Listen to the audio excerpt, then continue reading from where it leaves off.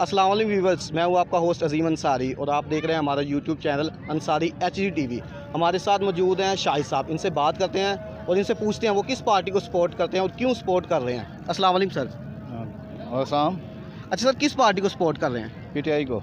Sir नून league को क्यों नहीं सपोर्ट कर रहे? नहीं, महंगाई बहुत हो गई है। नहीं, सिर्फ महंगाई की वजह से नहीं आप सपोर्ट कर रहे हैं या कोई और वजह? नहीं, हम PTI के हैं। अच्छा, PTI के।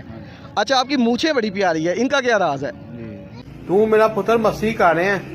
2003 से रखी है हमने। अच्छा, 2003 से रखी। उसके बाद आपने कभी कटाई नहीं? महीने अच्छा, 1 इंच कटवाते हैं। ज़रा इसको ज़रा स्टाइल में करें ना, किस तरह आप करते हैं, पकड़िएगा ज़रा।